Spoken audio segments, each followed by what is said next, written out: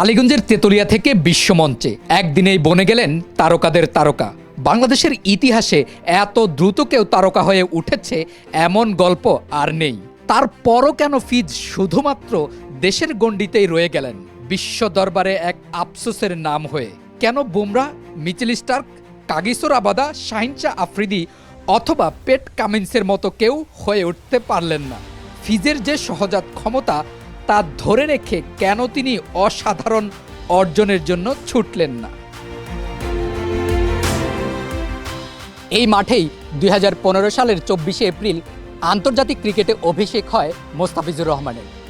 পরবর্তী সময়ে যিনি বাংলাদেশের তারকাদের তারকা হয়ে ওঠেন। আন্তর্জাতিক অভিষেকেই 4 ওভার বল করে মাত্র 20 রান খরচে 2 উইকেট তুলে নিয়েছিলেন মোস্তাফিজুর রহমান এবং আন্তর্জাতিক ক্রিকেটে প্রথম উইকেটটি শিকার করেছিলেন পাকিস্তানের কিংবদন্তি প্লেয়ার শহীদ আফ্রিদি। সে ম্যাচে আরও হাত ঘুরিয়েছিলেন মাশরাফি, সাকিব, তাসকিন, নাসির এবং আরাফাত সানির মতো বোলাররাও। জীবনে কে কি অর্জন করবে তা একান্তই তার ব্যক্তিগত ব্যাপার, কিন্তু আপনি যখন একবার কোটি মানুষকে স্বপ্ন দেখাতে শুরু করবেন তখন আপনার ব্যক্তিগত বলে আর কিছুই থাকে না। আপনার সবটুকুই হয়ে যায় জনমানুষের, যেখানে ভালোবাসার সাথে আলোচনা সমালোচনার মুখেও আপনাকে পড়তেই হবে। ফিজ সেই ভালোবাসা নিয়েছেন, কিন্তু আলোচনা সমালোচনার মুখে পড়েননি, পাশ কাটিয়ে গেছেন অথবা কানে নেননি।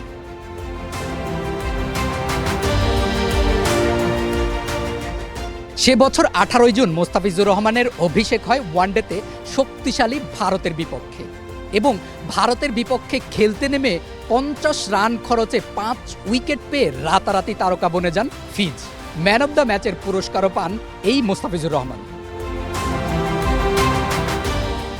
এমন শুরুর পর যে ভালোবাসা পেয়েছেন তা তিনি উপভোগ করলেও ছিলেন একদম নির্লিপ্ত।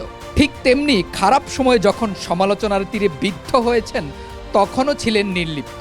কোটি কোটি মানুষের ভালোবাসা উপেক্ষা করে উপরে উল্লেখিত কারো মতো না হয়ে হতে চাইলেন কাটলি অ্যামব্রোস। না, এমন মনে করার কিছুই নেই যে যা আমরা চেয়েছি তাই তো তিনি হতে চাইলেন, কারণ কাটলি অ্যামব্রোস তার সময়ের বিশ্বসেরাদের একজন ছিলেন, আর মোস্তাফিজকে আমরা এ সময়ের বিশ্বসেরা হতে দেখতে চাই।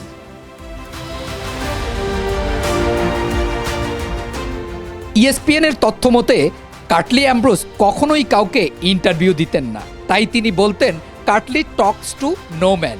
আর স্বল্পভাষী ফিজ কাটলি অ্যামব্রোসের সেই ক্যামেরায় কথা না বলার মতোই হতে চেয়েছেন। কাটলি অ্যামব্রোস যেখানে কথা না বলেও হয়েছেন বিশ্বসেরা, সেখানে ফিজ তার বিশ্বসেরা হওয়ার পথ বেছে না নিয়ে নিলেন তার স্বল্প ভাষাকে। এখানেই কাটলি অ্যামব্রোস আর ফিজের পার্থক্য, এখানেই রোনালদো আর ফিজের ব্যবধান। পর্তুগালের মাদেইরা থেকে উঠে আসা CR7 আর ফিজের পারিবারিক রূপ খুব একটা আলাদা নয়, তবে CR7 একটা সিঁড়ি ভেঙেছেন আর নিজেকে আরও বেশি চ্যালেঞ্জের মুখে ফেলেছেন। সেখানে ফিজ খুঁজেছেন আরাম আর আরাম। মানুষের স্বাভাবিক এবং স্বভাবগত একটা বিষয় আছে যা কখনোই কোনো কষ্ট সহ্য করতে চায় না।